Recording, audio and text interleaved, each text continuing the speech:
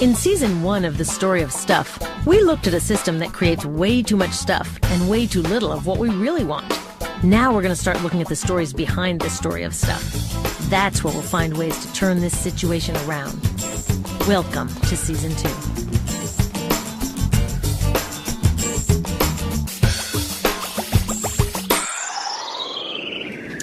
Ever since I learned where our stuff really comes from and how this system is trashing people and the planet, I've been trying to figure out how we can change it.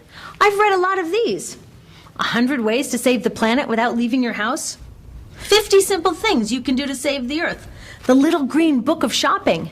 I thought these might have the answers, but their tips all start here, with buying better stuff. And they all end here, with recycling all that stuff when I'm done with it. But when it comes to making change, this story of going green, even though we see it everywhere, has some serious shortcomings.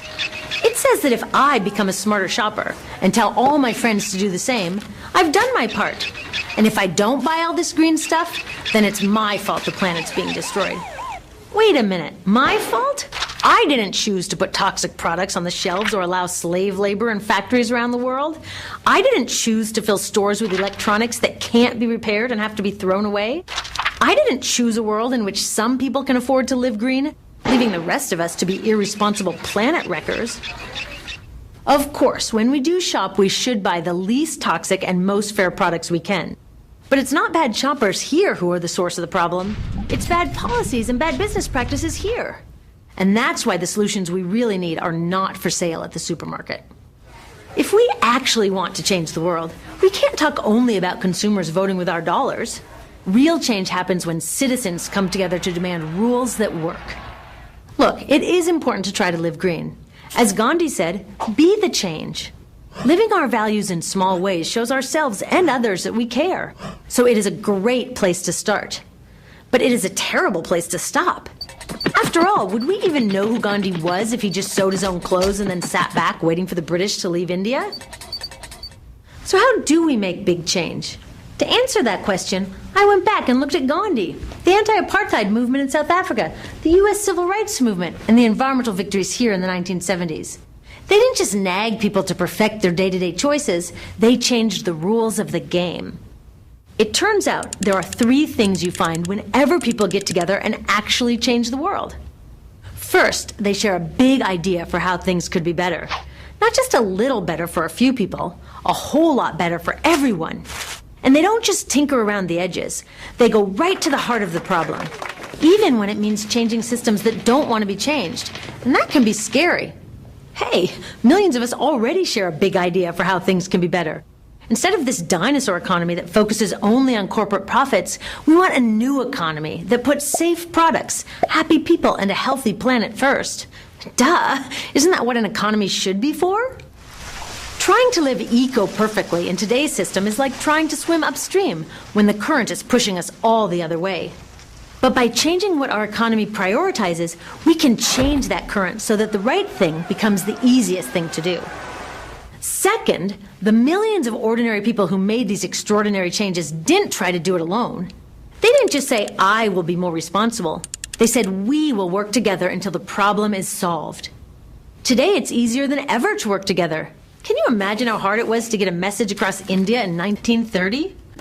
We can do it now in less than a second. Finally, these movements succeeded in creating change because they took their big idea and their commitment to work together, and then they took action. Did you know that when Martin Luther King Jr. organized his March on Washington, less than a quarter of Americans supported him? But that was enough to make change because those supporters took action. They did stuff. Today, 74% of Americans support tougher laws on toxic chemicals. 83% want clean energy laws. 85% think corporations should have less influence in government. We've got the big idea and the commitment. We just haven't turned it all into massive action yet. And this is our only missing piece. So let's do it. Making real change takes all kinds of citizens, not just protesters. When you realize what you're good at and what you like to do, plugging in doesn't seem so hard. Whatever you have to offer, a better future needs it. So ask yourself, what kind of change maker am I? We need investigators, communicators, builders, resistors, nurturers, and networkers. At storyofstuff.org, you can explore these types of changemakers and find your first or your next step to take action. Being a responsible citizen starts with voting. That's one of those basic things that everyone's just got to do. But it gets way more exciting and fun when we put our unique skills and interests to work alongside thousands of others. I know that changing a whole economic system is a huge challenge. It's not easy to see a clear path from where we are today to where we need to go. And there's no 10 simple things we can do without leaving our couches. But the path didn't start out clear to all these guys either. Dr. King said, faith is taking the first step even though you don't see the whole staircase. So they worked hard to get organized, practiced the small acts that built their citizen muscles, and kept their focus on their big idea. And when the time was right, they were ready. It's time for us to get ready too. Ready to make change and write the next chapter in the story of stuff.